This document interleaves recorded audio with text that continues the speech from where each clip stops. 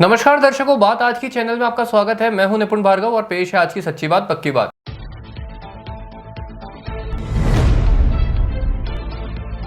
अजमेर शहर पूरी तरह हुआ रामलला के हवाले। अयोध्या की तर्ज पर पूरा शहर सजा।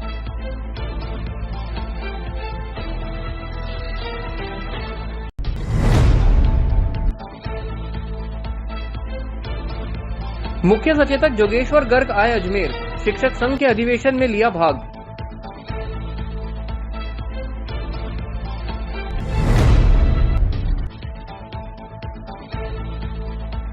पुष्कर में इजरायली धर्मस्थल खबाद हाउस का एटीएस ने किया निरीक्षण। आसपास के होटलों में भी की गई जांच।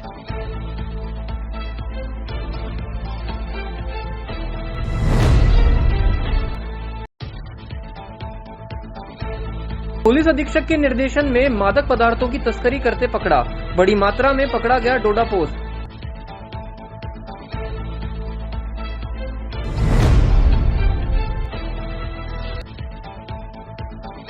उर्स के मौके पर जुम्मे की नमाज की गई अदा। भारी संख्या में अकीदतमंदों ने लिया भाग।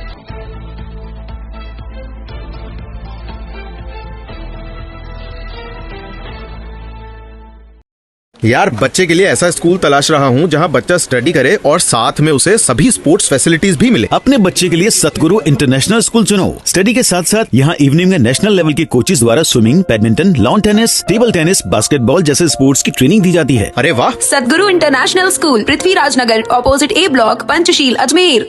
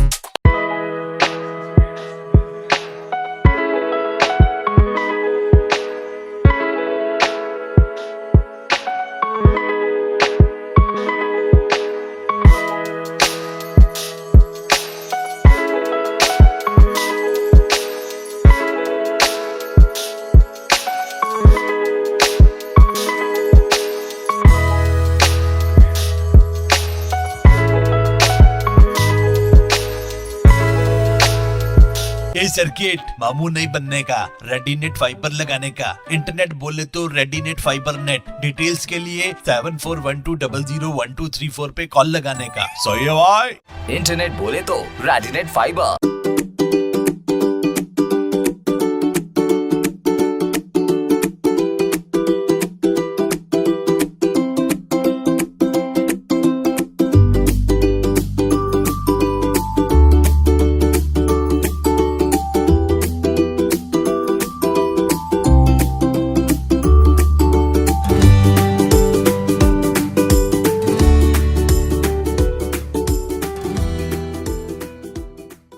मरीज का आधा दर्द तभी खत्म हो जाता है जब डॉक्टर भरोसा दिलाते हैं कि आप ठीक हो जाएंगे, और इस भरोसे का दूसरा नाम है Bharat hospital. Highest standard of care and specialised consultation के साथ best OPD, surgery and diagnosis services. Bharat hospital, near shopping centre, Shastri Nagar, Ajmer. और अब शुरू करते हैं बातों का बेहतरीन सफर। अजमेर के धौलाबाटा स्थित मन्ना हवेली में 19 जनवरी से लेकर 22 जनवरी तक 72 घंटे लगातार चलने वाले वैदिक आहुतियों के साथ अखंड हनुमान चालीसा पाठ का धार्मिक आयोजन मंत्रोच्चार के साथ प्रारंभ किया गया।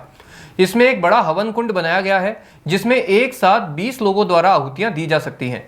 आयोजकों द्वारा ये बताया जा रहा है कि इस कार्यक्रम से पूर्व पूरे विश्व में ऐसा लगातार 72 घंटे तक हनुमान चालीसा पाठ का आयोजन नहीं किया गया है। ये कार्यक्रम Guinness book of world records में दर्ज होगा। कल कलश यात्रा निकालकर इस धार्मिक कार्यक्रम की शुरुआत की गई थी। मन्ना हवेली में 72 घंटों तक चलने वाले अखंड हनुमान चालीसा के पाठ की विधिवत शुरुआत कोटा के प्रकांड पंडित ज्योतिषाचार्य डॉक्टर के भरत द्वारा की गई। इस कार्यक्रम में राधे सोशल फाउंडेशन के अध्यक्ष संदीप भार्गव, किशोर बुआ, एडी माथुर ने भी हिस्सा लेकर पूजा अर्चना की और हवन में आहुतियां देकर धर्मलाभ कमाया। आयोजक संस्था बेटियां पंछी एक डाल की के नवीन महेश्वरी व के गौड़ ने बताया कि बेटियां पंछी एक डाल की समाज सेवी संस्था द्वारा आयोजित कार्यक्रम में 72 घंटे तक निरंतर चलने वाले हनुमान चालीसा के पाठ में हर चौपाई के बाद एक आहुति दी जाएगी और इसकी शुरुआत आज सुबह 9:15 बजे से कर दी गई है। 22 तारीख को प्रातः 9:15 बजे हनुमान चालीसा पाठ का समापन किया जाएगा। उसके बाद सुंदरकांड का पाठ किया जाएगा और 12:30 बजे रामलला की आरती की जाएगी। इस भव्य आयोजन के दौरान मन्ना हवेली को अवध की भांति सजाया गया है। जनता से अपील करते हुए संस्था अध्यक्ष रानू महेश्वरी ने कहा कि अधिक से अधिक लोग इस भव्य आयोजन में पधारें और धर्म लाभ प्राप्त करें।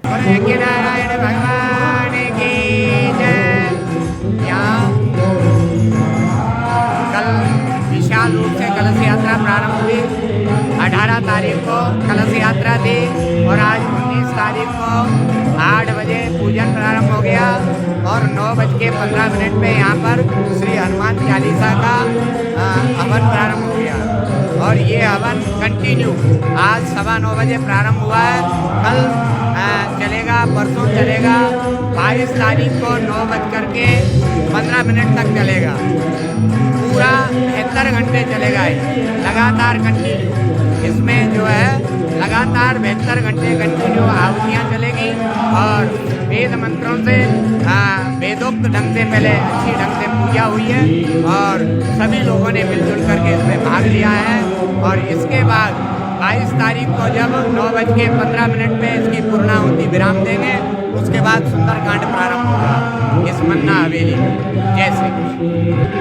आज मन्ना हवेली अवधपुरी के अंदर 73 घंटे का निरंतर हनुमान चालीसा पाठ यज्ञ, जिसमें हर चौपाई के बाद में एक आहुति लगेगी। बेटियां पंछी एक डाल की अजमेर की समाज सेवी संस्था द्वारा यह कार्यक्रम किया गया है, जिसका शुभारंभ आज सुबह 9:15 बजे हो गया है, जिसकी पूर्णाहुति 22 तारीख को सुबह 9:15 बजे 72 घंटे के बाद होगी। और आप देख सकते हैं कि इस मन्ना हवेली को किस प्रकार से हमने अवधपुरी की जैसा सजाया है। और अजमेर की जनता से गर्व के निवेदन है इस धार्मिक कार्यक्रम में ज़्यादा से ज़्यादा पधार करके इस कार्यक्रम की शोभा बढ़ावे। कीर्तिमान संस्था के सभी सदस्यों द्वारा और अध्यक्ष श्रीमती रानू महेश्वरी और सचिव महेश जी अग्रवाल की सोच द्वारा इस कार्यक्रम को संपूर्ण करने में काफी मदद प्राप्त हुई है। राजस्थान शिक्षक संघ लोकतांत्रिक की ओर से 2 दिवसीय प्रदेश स्तर सम्मेलन का आयोजन किया गया, जिसमें मुख्य अतिथि जोगेश्वर शर्मा उपस्थित रहे, जिन्होंने शिक्षकों के विभिन्न समस्याओं पर चर्चा की। राजस्थान शिक्षक संघ के प्रदेश प्रवक्ता अनुपम माथुर ने जानकारी देते हुए बताया कि इस सम्मेलन के माध्यम से तमाम शिक्षकों की प्रमुख समस्याओं को सरकार तक पहुंचाने पर विशेष चर्चा की गई है। उन्होंने बताया कि इसमें प्रमुख विषय सभी शिक्षकों को बीएलओ से मुक्त करवाना एवं 2008 के सभी शिक्षकों की वेतन विसंगतियों को दूर करना और शिक्षकों को गैर शैक्षणिक कार्यों से मुक्त करवाने को लेकर एक ड्राफ्ट तैयार किया गया है, जिसे बहुत जल्द सरकार तक पहुंचाया जाएगा।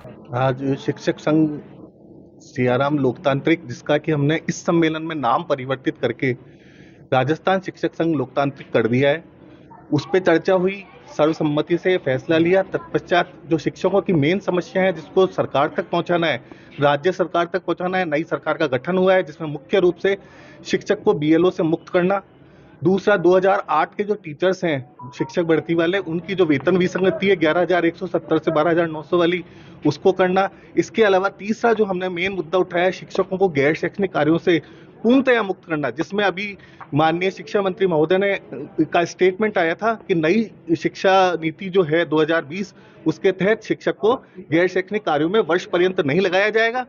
उसको हमने ड्राफ्ट तैयार किया है, जो बात हम सरकार तक पहुंचाएंगे।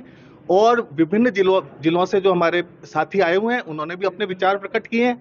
मेन मुद्दा शिक्षक हितार्थ है, जो हम उसको पूर्ण करेंगे। राजस्थान शिक्षक संघ लोकतांत्रिक की ओर से प्रदेश स्तरीय 2 दिवसीय प्रदेश स्तरीय सम्मेलन का आयोजन किया गया, जिसमें प्रथम दिवस पर मुख्य अतिथि के रूप में श्री जगेश्वर शर्मा जयपुर से पधारे और शिक्षकों की विभिन्न समस्याओं पर चर्चा की गई। साथ ही शिक्षकों को मूल रूप से गैर शैक्षणिक कार्यों से मुक्त रखा जाए, ये हमारा मुख्य मुद्दा रहा।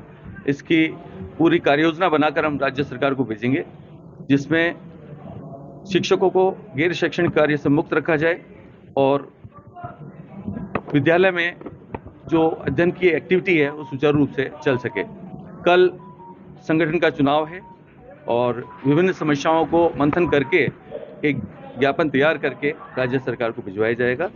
ये हमारा आज शिक्षक संघ शिक्षक संघ लोकतांत्रिक का जो सम्मेलन है वो पुलिस लाइन स्कूल में रखा गया और बहुत 700-800 की संख्या में शिक्षकों ने भाग लिया।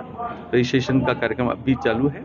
समस्याएं मूल रूप से जो पहली समस्या है वो हमारा गैर शैक्षणिक कार्यों से, क्योंकि देखो चुनाव का कार्यक्रम भी अभी शिक्षकों ने करवाया, विधानसभा चुनाव भी करवाए, अब साथ में लोकसभा चुनाव भी आ गए, तो पूरी तरह से विद्यालय का जो शैक्षणिक कार्यक्रम है वो तो बाधित है। शिक्षक पूरी तरह से अध्ययन कार्य नहीं करवा पा रहे हैं। ये हमारी एक विडंबना अंदर से बहुत शिक्षक को पूरी तरह से विडंबित है, क्योंकि जो पर्टिकुलरली मैथ्स और साइंस के टीचर्स हैं वो तो अपना कोर्स ही नहीं करवा पा रहे। तो इनको मुक्त रखा जाए और शैक्षणिक कार्य जब हमारा मूल कार्य है उस पर हमें फोकस किया जाए, ये राज्य सरकार से हमारा नहीं। पूरे प्रदेश स्तर का 2 दिवसीय शिक्षक सम्मेलन का आयोजन इस विद्यालय में रखा गया है, जिसपे बहुत गहराई से हम इस बात पे मंथन कर रहे हैं कि इस समस्या से शिक्षक जूझ रहा है, उसे हम राज्य सरकार से भिजवाए कि माननीय मुख्यमंत्री महोदय और शिक्षा मंत्री महोदय इसको गहराई से विचार करेंगे। पुष्कर तीर्थ नगरी में राज्य पुलिस के आतंकवाद निरोधी दस्ते ATS और त्वरित प्रतिक्रिया टीम QRT ने शुक्रवार को पुष्कर स्थित इजरायली धर्मस्थल खबाद हाउस की सुरक्षा व्यवस्थाओं का जायजा लिया। वहीं सुरक्षा कमांडो ने आसपास के भवनों तथा खबाद हाउस के सामने स्थित बहुचर्चित होटल के बारे में भी जानकारी जुटाई। आपको बता दें कि इसी होटल से मुंबई बम ब्लास्ट के मास्टरमाइंड कोल्विन हेडली ने खबाद हाउस की रेकी की थी। साल में 2 से 3 बार ATS और QRT टीम द्वारा इस धार्मिक खबाद हाउस का निरीक्षण किया जाता है। देखिए, वेद खबाद हाउस वैसे ही सेंसिटिव, अति महत्वपूर्ण और सेंसिटिव स्थलों में से एक है।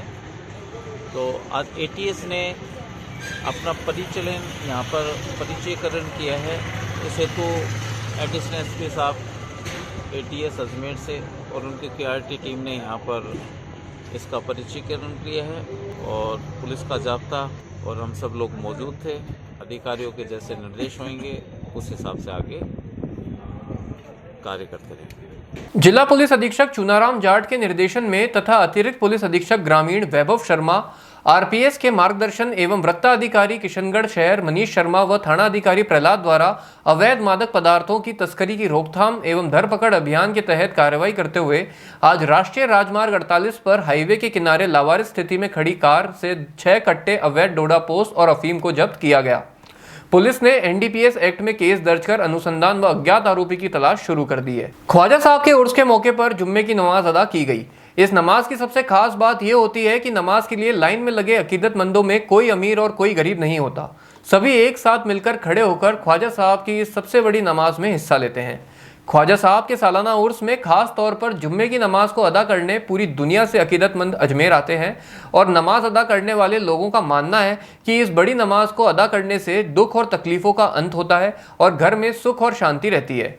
ख्वाजा साहब के उर्स के मौके पर पढ़ने वाले जुम्मे यानी शुक्रवार के दिन नमाज इतनी बड़ी और ख़ास होती है कि दरगाह के आसपास के अलावा अजमेर के मुख्य बाजार भी जायरीनों से भर जाते हैं और जब वे नमाज के लिए बैठते हैं तो नमाज करीब 1 किलोमीटर के एरिए को चारों तरफ से कवर कर लेती है। यहाँ तक कि नमाज अदा करने वाले नमाजी नमाज के लिए 3 घंटे पहले से ही अपनी अपनी जगह पर बैठ जाते हैं। आज उर्स के दौरान जुम्मे की नमाज में देश दुनिया से आए लाखों जायरीनों ने जुम्मे की नमाज को अदा किया। मैं 15 साल से आ रहा हूँ ख्वाजा गरीब नवाज की बारगाह में।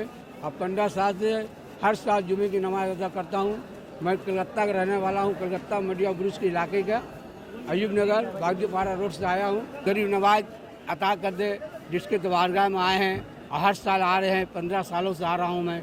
हर साल गरीब नवाज अता करते हैं, तब भी हम लोग गरीब नवाज बारगाह में आते हैं अपना फैज के लिए, अपना बरकत के लिए।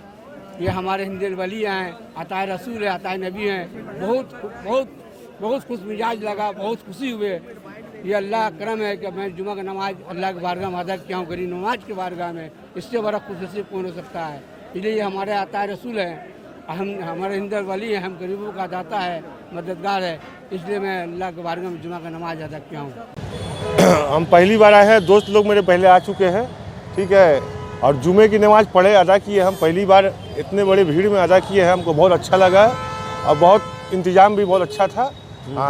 प्रशासन का भी बहुत बहुत शुक्रिया अदा करते हैं। यही हमको बोलना है बस। हमें बहुत सुकून मिला है। हाँ, और हम क्या बोले, दिल का और हाल कैसे बयान करें, जितना बोल सकते हैं हम बोल दिए। देश के और दुनिया के लिए यही दुआ करेंगे हम कि देश में जो आपस में सब मिलजुल के रहे और देश तरक्की करे, बस यही, और क्या करना है।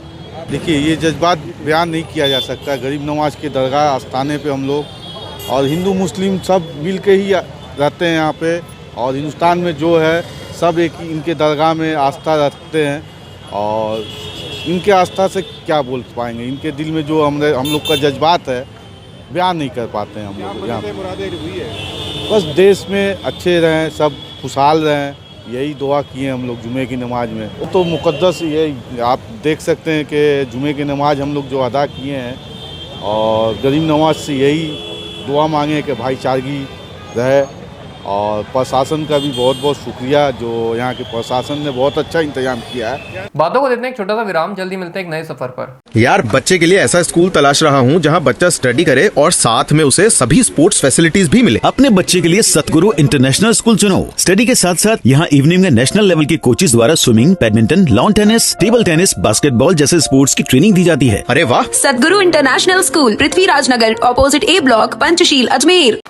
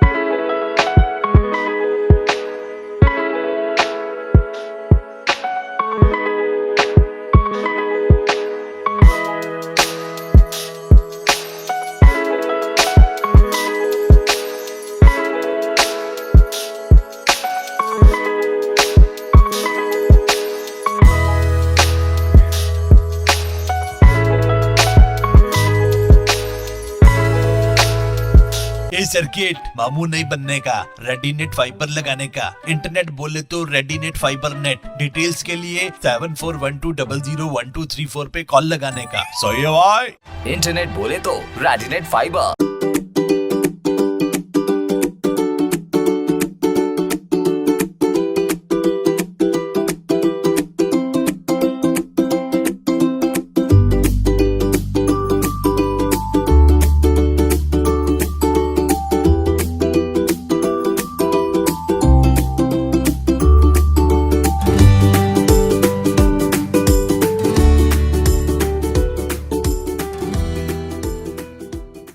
मरीज का आधा दर्द तभी खत्म हो जाता है जब डॉक्टर भरोसा दिलाते हैं कि आप ठीक हो जाएंगे, और इस भरोसे का दूसरा नाम है Bharat hospital. Highest standard of care and specialised consultation के साथ best OPD, surgery and diagnosis services. Bharat hospital, near shopping centre, Shastri Nagar, Ajmer. एक बार फिर आपका स्वागत है। आइए चलते हैं एक नए सफर पर। ख्वाजा गरीब नवाज का 812वां उर्स पूरे परवान पर है, जहां एक तरफ देश के कोने कोने से जायरीन गरीब नवाज की दरगाह में अकीदत के फूल और मखमली चादर पेश कर दुआएं मांग रहे हैं, वहीं दूसरी ओर दरगाह में उर्स के मौके पर देश के अलग अलग कोनों से आए शाही कव्वाल अपनी कव्वालियों से अकीदतमंदों का दिल जीत रहे हैं। इस मौके पर देश भर से आए विभिन्न कव्वालों ने एक से बढ़कर एक कव्वालियां और कलाम पेश कर दरगाह में मौजूद अकीदतमंदों का मन मोह लिया। 17 जनवरी को अजमेर के जवाहरलाल नेहरू अस्पताल में नशे की दवाइयां चोरी करने वाले आरोपी को कोतवाली थाना पुलिस ने गिरफ्तार कर लिया, जिसे आज न्यायालय के समक्ष पेश किया गया। कोतवाली थाने के एएसआई ने जानकारी देकर बताया कि परिवादी ने थाने में उपस्थित होकर एक रिपोर्ट दर्ज करवाई थी, जिसमें आरोपी परमेश्वर द्वारा जवाहरलाल नेहरू अस्पताल के शिशु वार्ड के काउंटर नंबर 9 में रात के समय खिड़की तोड़कर चोरी की वारदात को अंजाम दिया गया था और वहां रखी दवाइयों पर हाथ साफ कर लिया था।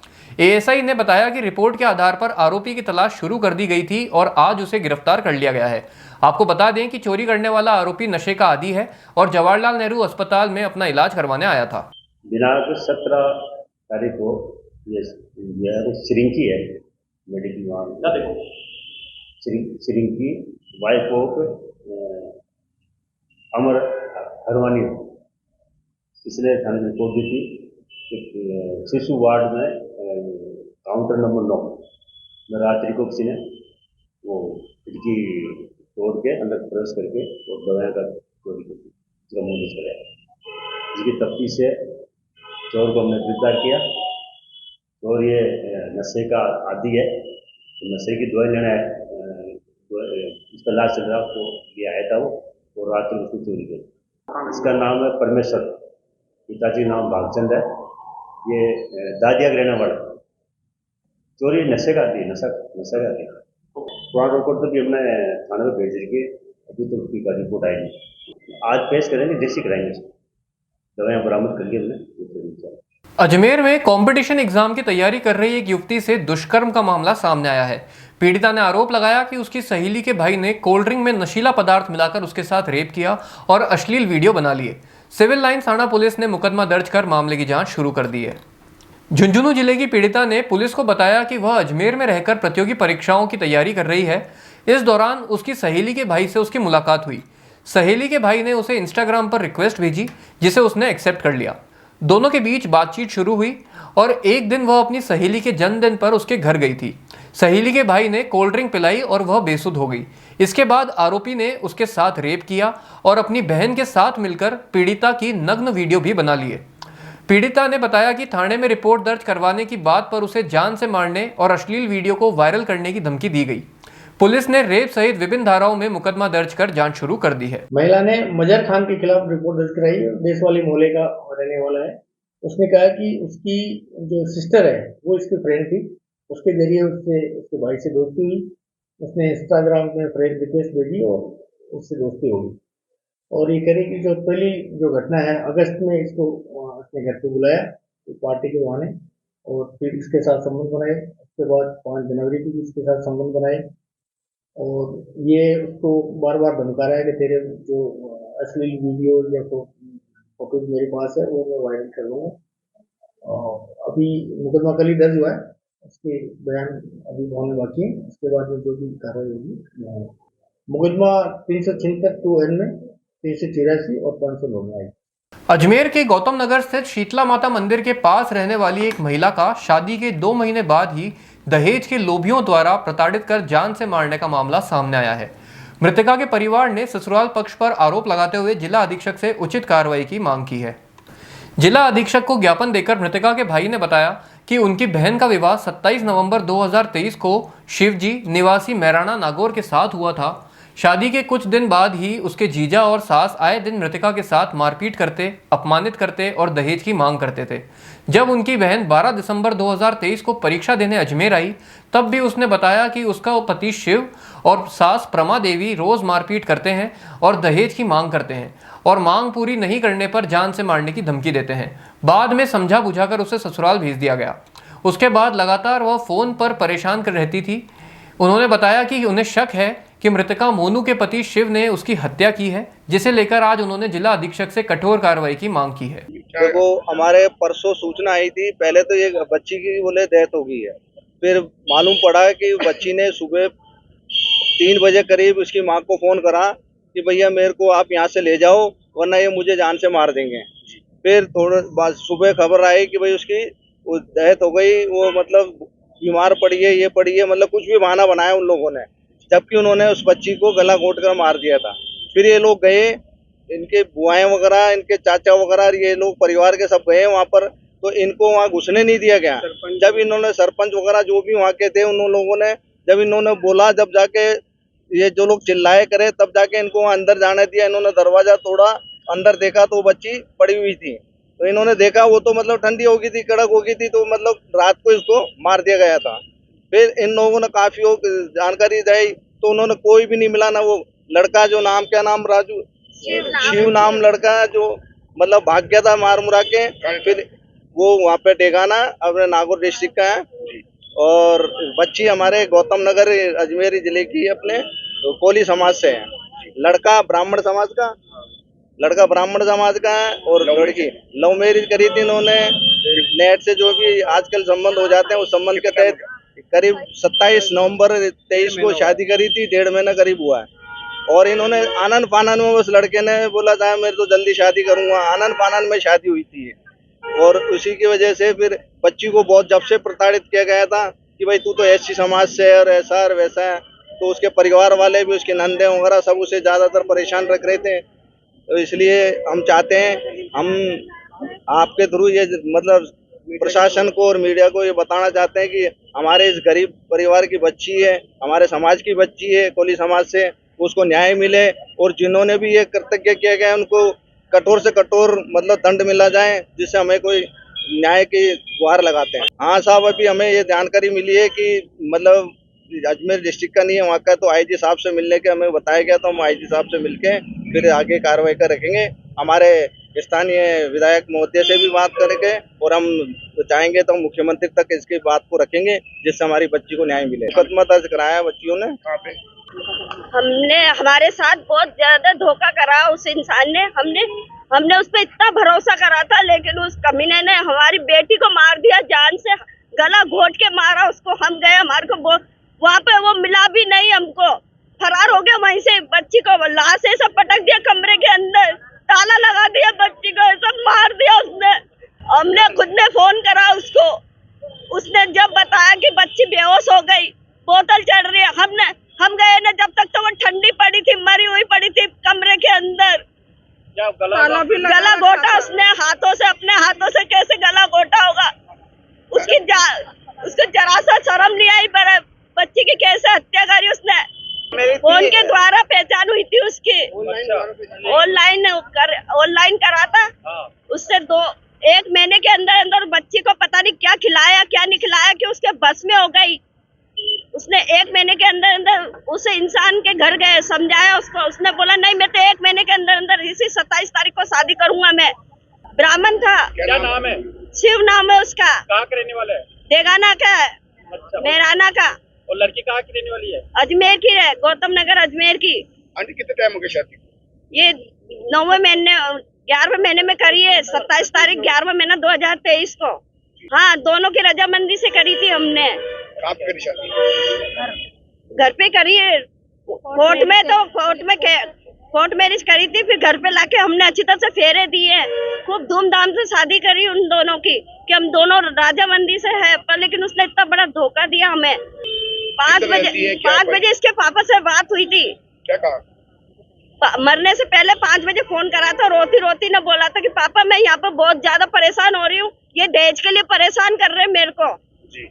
और है ना ये नीची जात के लिए परेशान कर रहे हैं मेरे को, नौकरी छुड़ा दी ऐसे बोलते ही है, पर नौकरी तो शादी से पहले छोड़ दी उसने। क्या नाम है बच्ची का? बच्ची का सोनू नाम है। क्या करती थी वो मेडिकल, बचपन मेडिकल में, कॉलेज मेडिकल में काम करती थी, मेरे साथ ही थी बचपन हॉस्पिटल में। अच्छा। 12वीं की परीक्षा भी नहीं देने दी उसको, 12वीं की परीक्षा भी देने के लिए आई थी और साथ के साथ ले गया। हम कलेक्टर आए हुए हैं। क्या चाहते हैं? हम इंसाफ चाहती हूँ मैं तो, कि उसको कड़ी से कड़ी सजा दे, फांसी की सजा मिले उसको, ऐसे कमीन को। तो वो फरार हो गया क्या? फरार हो गया उसी दिन, लाश को वहाँ पे हॉस्पिटल में पटक के फरार हो गया, कोई भी नहीं मिला हमको। सुबह तक चीरा फाड़ी हुई ना, जब तक कोई भी नहीं था उसके घर में, न माँ थी न दोनों बहनें, कोई भी नहीं था। ये परसों की घटना है। परसों हम गए थे 16 तारीख को गए थे हम, 16 तारीख को शाम को फोन आया था। पोस्टमार्टम हो गया? पोस्टमार्टम करवाया और डॉक्टर ने बोला कि गले घोटने से मारा गया इसको। कहाँ पर कराया पोस्टमार्टम? जहरा क्या कौन सा नागौर की तरफ कोई है हॉस्पिटल, बैरुंडा गाँव में। मैं उसकी बुआ हूँ, छोटी वाली बुआ हूँ। और माता पिता क्या नाम है बच्ची का? बच्ची के पापा का नाम भगवान सिंह है, मम्मी का नाम रजनी देवी है, 2 भाई है राहुल राजा। अजमेर में कहाँ रहते हैं? अयोध्या में 22 जनवरी को होने वाली रामलला की मूर्ति स्थापना से पहले पूरे देश में रामलला के मधुर गीतों की धूम मची हुई है। हर तरफ भगवान श्री राम के मधुर भजनों में न सिर्फ बुजुर्ग बल्कि देश का युवा भी मस्त मग्न होकर भगवान श्री राम के भजनों को गाकर भगवान के प्रति अपनी आस्था को व्यक्त कर रहा है। इसी कड़ी में अजमेर के लाडली घर आश्रम में रहने वाली दृष्टिबाधित छात्राओं द्वारा मेरी झोपड़ी के भाग आज खुल जाएंगे, राम आएंगे जैसे सुंदर भजन की प्रस्तुति देकर न सिर्फ सभी को मंत्रमुग्ध कर दिया बल्कि सुरीली आवाज में यह भजन तेजी से वायरल हो रहा है। पुष्कर तीर्थ नगरी में block veterinary health office Pushkar के तत्वाधान में अजमेर ग्रामीण पंचायत समिति क्षेत्र के पशुपालन विभाग के पशु चिकित्सा अधिकारी, पशु चिकित्सा कर्मियों व पशुपालकों को पशु कल्याण पखवाड़ा के तहत जागरूकता शिविर के माध्यम से पशु क्रूरता अधिनियमों की जानकारी दी गई। कार्यक्रम में पशुपालन विभाग के संयुक्त निदेशक डॉक्टर नवीन परिहार ने संबोधित करते हुए पशुओं के प्रति दया भाव रखने तथा पशुओं को सर्दी से बचाने का आह्वान किया। उप निदेशक डॉक्टर सुनील गिया ने घोड़ा गाड़ी, बैलगाड़ी व ऊंट गाड़ी में उपयोग लिए जाने वाले पशुओं के साथ क्रूरता नहीं किए जाने संबंधी नियमों की जानकारी दी। आर्यन कॉलेज की व्याख्याता श्रीमती उषा बरबड़ ने मुख्य वक्ता के रूप में संबोधित करते हुए मूक पशुओं के प्रति प्रेम रखने की अपील की। कार्यक्रम का संचालन अजय सैनी ने किया। बातों को देते हैं एक छोटा सा विराम, जल्दी मिलते हैं एक नए सफर पर। यार बच्चे के लिए ऐसा स्कूल तलाश रहा हूँ जहाँ बच्चा स्टडी करे और साथ में उसे सभी स्पोर्ट्स फैसिलिटीज भी मिले। अपने बच्चे के लिए सतगुरु इंटरनेशनल स्कूल चुनो। स्टडी के साथ साथ यहाँ इवनिंग में नेशनल लेवल के कोचेज द्वारा swimming, badminton, lawn tennis, table tennis, basketball जैसे स्पोर्ट्स की ट्रेनिंग दी जाती है। अरे वाह! सतगुरु इंटरनेशनल स्कूल, पृथ्वीराज नगर, ऑपोजिट ए ब्लॉक, पंचशील, अजमेर।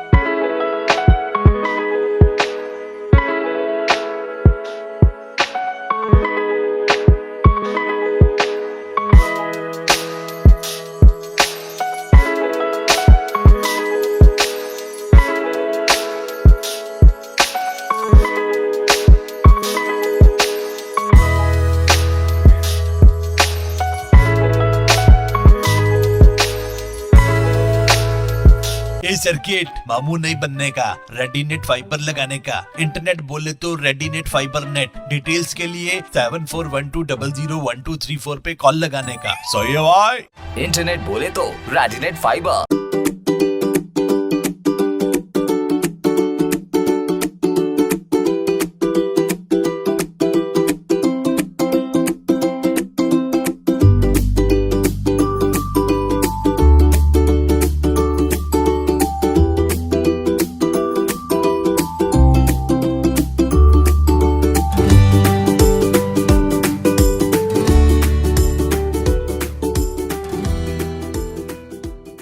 मरीज का आधा दर्द तभी खत्म हो जाता है जब डॉक्टर भरोसा दिलाते हैं कि आप ठीक हो जाएंगे, और इस भरोसे का दूसरा नाम है Bharat hospital. Highest standard of care and specialised consultation के साथ best OPD, surgery and diagnosis services. Bharat hospital, near shopping centre, Shastri Nagar, Ajmer. एक बार फिर आपका स्वागत है। आइए चलते हैं एक नए सफर पर। अजमेर में कायड़ आयुर्वेदिक ट्रेनिंग सेंटर के पास पीएचडी ऑफिस से 2 ट्रांसफार्मर और एक अन्य ट्रांसफार्मर का सामान और ऑयल चोरी करने का मामला सामने आया है। एएसआई हरिराम ने जानकारी देकर बताया कि 17 तारीख की रात अज्ञात चोरों द्वारा 20 लाख रुपए की लागत से बने 2 ट्रांसफार्मर और एक अन्य ट्रांसफार्मर में लगे सामान पर हाथ साफ कर लिया गया। उन्होंने बताया कि सहायक अभियंता उत्तम माथुर और आकांक्षा सोनी द्वारा सिविल लाइंस थाने में इसका मुकदमा दर्ज करवाया गया है, जिसका अनुसंधान कर कार्रवाई शुरू कर दी गई है। ये है अपने पीएचडी विभाग का कायड़ आयुर्वेदिक कॉलेज, ये ट्रेनिंग सेंटर के पास में वहाँ पीएचडी का ऑफिस है। वहाँ से 3 ट्रांसफार्मर, 2 तो ट्रांसफार्मर चोरी हो गए और एक का सामान निकाल के ले गए और ऑयल चोरी करके ले गए, जिसपे खंड 5 से एक मुकदमा दर्ज कराया। वो उनके हैं सहायक अभियंता उत्तम माथुर जी, उन्होंने दर्ज कराया है। दूसरा मुकदमा सहायक अभियंता आकांक्षा सोनी खंड 10 पुष्कर, उन्होंने दर्ज कराया है। 2 मुकदमे दर्ज हुए हैं थाना पे। दोनों का अनुसंधान हेडक्वार्टर जितेंद्र सिंह हेडक्वार्टर जिम्मे किया गया। ये घटना परसों रात की है, 17 तारीख की रात को। कीमत करीब बता रहे हैं 20 लाख रुपए अज्ञात व्यक्ति द्वारा। अभी कोई फुटेज नहीं है, आइयो जाएगा मौके पर उसके साथ।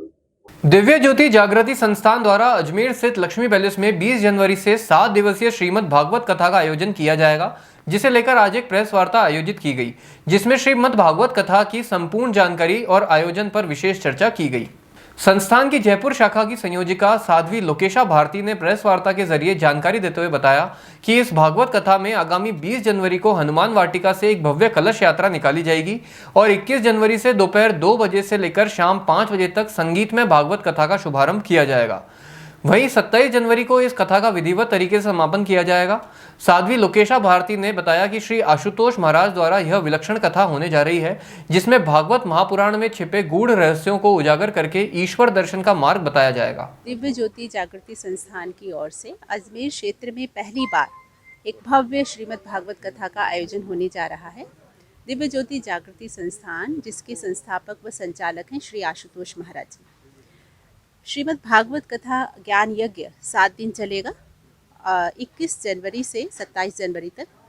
20 जनवरी को प्रातः 10 बजे हनुमान वाटिका से भव्य कलश यात्रा का आयोजन किया जाएगा, जिसमें हजारों महिलाओं की उपस्थिति रहेगी। और ये जो कलश यात्रा है, ये इसका एक उद्देश्य है, और जो ये भागवत कथा है इसका भी एक उद्देश्य है कि ये जो कार्यक्रम है ये मंथन प्रकल्प के निमित्त हो रहा है। संस्थान के द्वारा बहुत सारे प्रकल्प चलाए जा रहे हैं सामाजिक वर्ग के लिए, जिसमें से मंथन प्रकल्प अभावग्रस्त बच्चों के लिए है। गरीब बच्चों को एजुकेशन मिले, संस्कार मिले, और इसी के निमित्त संस्थान समस्त स्कूल विद्यालयों में संस्कार शालाएं भी चला रहा है। आज समाज श्रेष्ठ लोगों को खो चुका है, श्रेष्ठ व्यक्तित्व को खोता जा रहा है। तो बच्चों में राष्ट्र के प्रति एक भावना उत्पन्न हो और उनके भीतर आध्यात्मिक जागृति हो, इसी के निमित्त ये कथा इस क्षेत्र में की जा रही है। और जन जन तक ये संदेश आप ज़रूर पहुंचाएं, क्योंकि इस कथा में जो सबसे इम्पॉर्टेंट पार्ट है वो है ईश्वर का साक्षात्कार। तो जो लोग इस कथा को सुनेंगे, उनके मन में यदि ईश्वर दर्शन की इच्छा होगी, तो यहाँ पर कथा के माध्यम ही ईश्वर का साक्षात्कार भी करवाया जाएगा। अजमेर के माकूपुरा स्थित केंद्रीय कार्यशाला में सभी रोडवेज कर्मचारियों ने एकत्रित होकर कर्मचारी वेतन को लेकर विरोध जताया और निगम कर्मचारियों के साथ किए जा रहे दुर्व्यवहार को बंद करने व रोडवेज की नई भर्ती और नई बसों की मांग की है। गजेंद्र कुमार ने जानकारी देकर बताया कि उत्पादन प्रबंधक केंद्रीय कार्यशाला अजमेर को वेतन व पेंशन की मांग तथा भुगतान न होने की स्थिति में समस्त कर्मचारियों द्वारा पूर्व में कार्य का बहिष्कार व धरना प्रदर्शन करने हेतु लिखित रूप में ज्ञापन दिया गया था और आज राजस्थान राज्य पथ परिवहन निगम केंद्रीय कार्यशाला अजमेर में वेतन व पेंशन 12 नवंबर 2023 से न मिलने के कारण कार्य का बहिष्कार व धरना प्रदर्शन कर रोष व्याप्त किया गया, जिसके अंतर्गत कर्मचारियों द्वारा नारेबाजी कर विरोध जताया गया। निगम द्वारा जयपुर जोन को नवंबर माह का भुगतान 12 जनवरी को कर देने से सभी कर्मचारियों में विरोधाभास की भावना उत्पन्न हो रही है, जिसे लेकर आज केंद्रीय कार्यशाला में सभी कर्मचारियों द्वारा प्रदर्शन किया गया है। आज हम यहाँ केंद्रीय कार्यशाला माकपुर अजमेर के अंदर एक साथ सारे कर्मचारी इसलिए इकट्ठा हुए क्योंकि हमें नवंबर माह का भुगतान भी हमारे को नहीं मिल पाया है। इससे कर्मचारियों में बहुत ज़्यादा रोष है और निगम प्रशासन ने इतने हठधर्मिता कर रखी है कि ना तो कर्मचारियों को समय पे वेतन दे रही है, ऊपर से कर्मचारियों के ऊपर शोषण नीति और चला रखी है, आए दिन परेशान करना।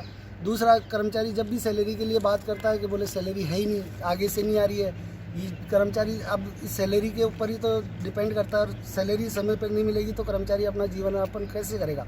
तो मेरा मीडिया के द्वारा ये संदेश देना बनता है कि गवर्नमेंट के अंदर मीडिया ये संदेश डाले कि निगम कर्मचारियों के साथ ये जो दोहरा व्यवहार किया जा रहा है ये बंद करे और निगम कर्मचारियों को नई बसें, नई भर्ती और समय पर वेतन दिलाया जाए। समस्या तो बहुत सारी है, लेकिन फ़िलहाल हमारी सबसे बड़ी समस्या वेतन की है। आज हमारे केंद्रीय कार्यशाला माकपुर अजमेर के अंदर हम सभी कर्मचारियों द्वारा टूल डाउन का जो हमने कार्यक्रम रखा है ये बहुत ही मजबूरी में आकर के हमने रखा है। तीसरा महीना निकल रहा है, 19 तारीख आज हो चुकी है और हमें वेतन आज तक कभी प्राप्त नहीं हुआ है। हमारी सरकार से यही मंशा है कि भाई समय पर हमें वेतन देवे। कर्मचारी इतना आहत हो चुका है कि 3-3 महीने अगर सैलरी ना मिले तो उनकी हालत क्या होगी ये बताना शायद मैं उचित नहीं समझता हूँ। और कई डिपो में ऐसा है कि 12 तारीख को ही सैलरी सब जगह जमा हो चुकी है, लेकिन अजमेर जोन के अंदर आज तक हमें सैलरी नहीं दी गई है। ये दोहरा व्यवहार निगम का जो इस महीने से चालू हुआ है ये बहुत ही गलत है, बहुत ही गलत निर्णय लिया है निगम ने।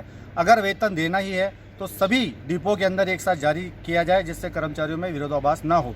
और मेरा यही निगम प्रबंधन से निवेदन है कि हर महीने कम से कम सैलरी तो समय पर हम सभी को दी जाए, क्योंकि हालात बद से बदतर होते जा रहे हैं।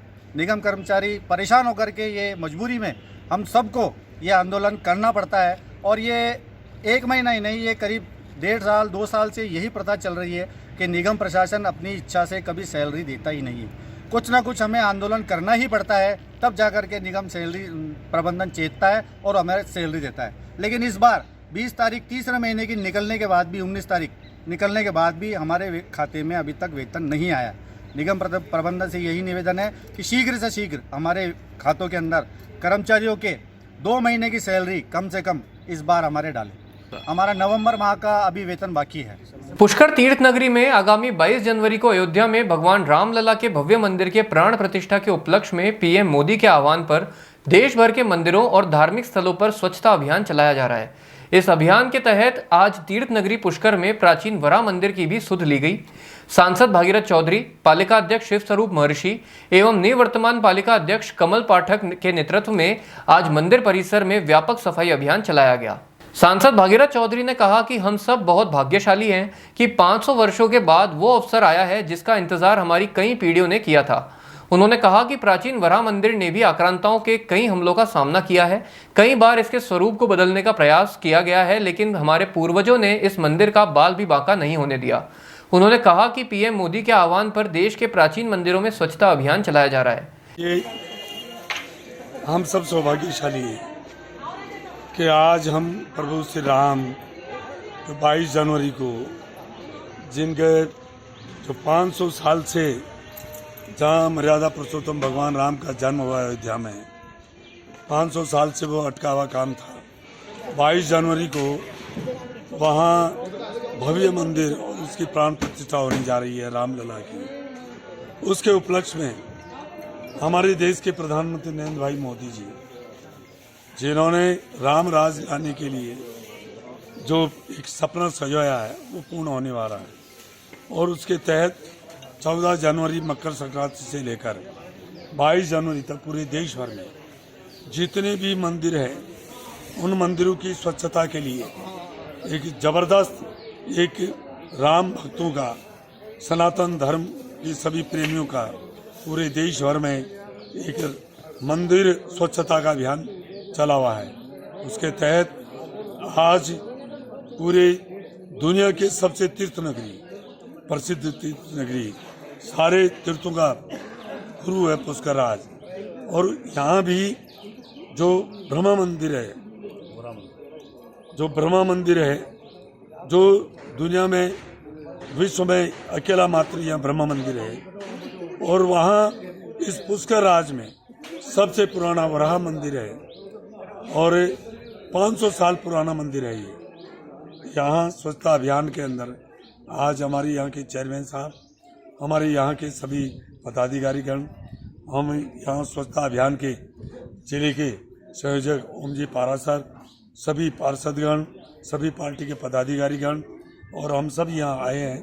और वराह मंदिर जो पौराणिक, जो कई मैं कहूँ मुगल शासन के टाइम में कई दफ़े इस मंदिर पर आक्रमण हुए हैं, कई दफ़े इसका स्वरूप बिगाड़ने की कोशिश करी है, परंतु हमारे पूर्वज बहुत महान थे कि उन्होंने हमारी संस्कृति को बचाए रखा, और ऐसे मंदिरों को जो पौराणिक मंदिर है उनको भी आज हम सब के लिए गर्व की बात है।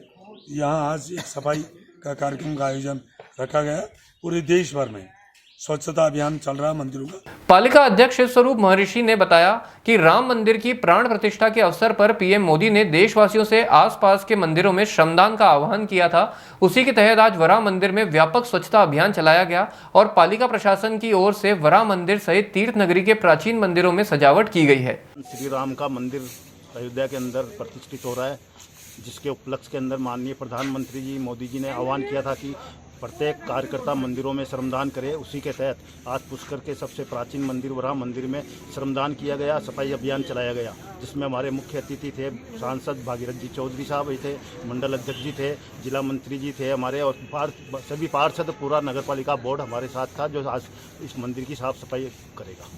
जिला मंत्री राजेंद्र महावर ने बताया कि राम मंदिर के प्राण प्रतिष्ठा के पावन अवसर पर पीएम मोदी खुद 11 दिन तक नियमों का पालन कर कठिन तपस्या कर रहे हैं और पीएम ने मंदिरों की सफाई कर सभी से यह कार्य करने की अपील की है। इसलिए पुष्कर के प्राचीन वराह मंदिर में स्वच्छता अभियान भी चलाया जा रहा है।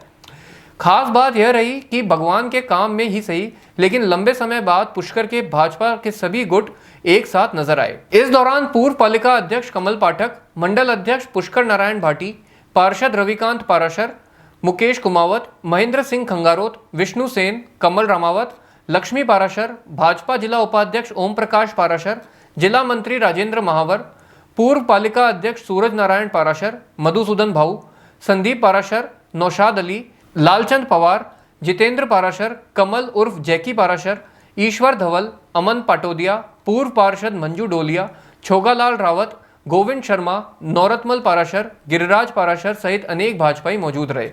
मंदिर के पुजारी आशीष पाराशर ने सभी का आभार व्यक्त किया।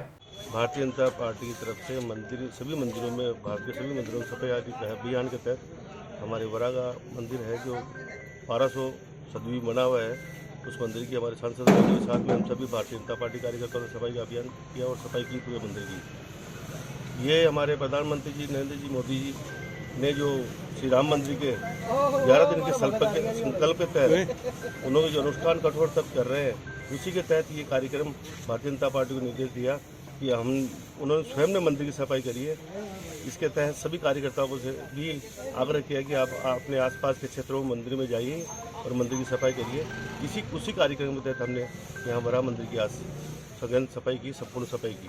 अजमेर केसरगंज स्थित मंदिर में आगामी 22 जनवरी को भगवान श्री राम के विशाल मंदिर के प्राण प्रतिष्ठा महोत्सव को लेकर आज भाजपा महिला मोर्चा की ओर से मंदिरों में सफाई अभियान चलाया गया और मंदिर को सजाने की तैयारी शुरू की गई। भाजपा महिला मोर्चा की अध्यक्ष भारती श्रीवास्तव ने जानकारी देते हुए बताया कि प्रधानमंत्री नरेंद्र मोदी द्वारा रामलला प्राण प्रतिष्ठा के उपलक्ष्य में देश भर में स्वच्छता अभियान चलाया जा रहा है और अयोध्या में होने वाले इस महोत्सव को लेकर संपूर्ण देश में खुशी का माहौल छाया हुआ है। हर कोई राम के अयोध्या आने का इंतजार कर रहा है और शहर और गांव के सभी धार्मिक स्थलों की साफ सफाई और सजावट की जा रही है। इसी संदर्भ में भाजपा महिला मोर्चा द्वारा अजमेर के तमाम मंदिरों की साफ सफाई करने का संकल्प लिया गया, जिसमें आज केसरगंज स्थित मंदिर की साफ सफाई की गई। एक हमारे वार्ड 16 की पार्षद भारती श्रीवास्तव जी के नेतृत्व में आज हमने चंदबावड़ी मंदिर में सफाई अभियान शुरू किया है। इस तरीके से हमने हर पूरे जितने भी हमारे मंदिर हैं आसपास, उन सब पे हम रोज की सफाई कर रहे हैं। इससे मंदिरों में सफाई, रंग रौनक सब करवाई जा रही है।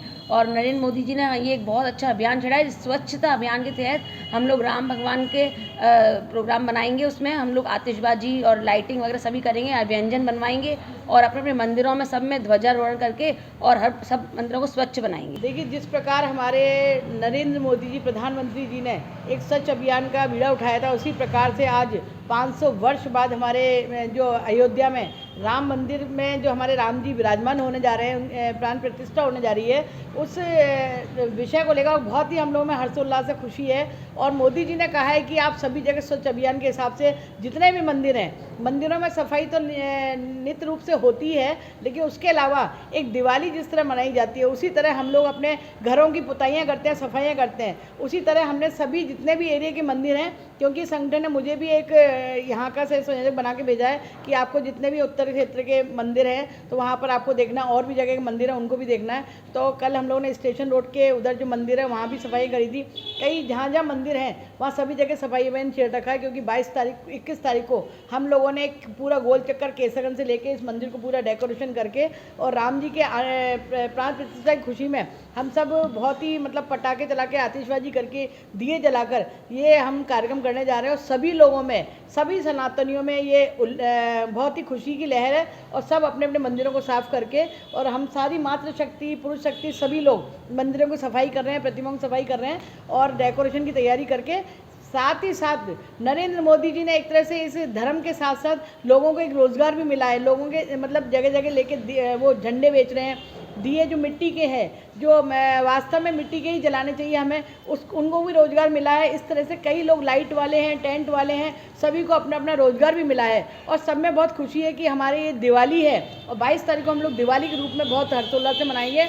और जिस तरह से अपनी दिवाली में व्यंजन बनाते हैं, उसी तरह से हम लोग अपने घर में व्यंजन बनाकर और 22 तारीख को दिवाली लाइटिंग करके, आतिशबाजी करके और सजावटें करके करेंगे और मंदिरों की सफाई करके उसकी तैयारी कर रहे हैं। आज बस इतना ही। कल फिर होगी आपसे मुलाकात, तब तक के लिए आज्ञा दीजिए। नमस्कार।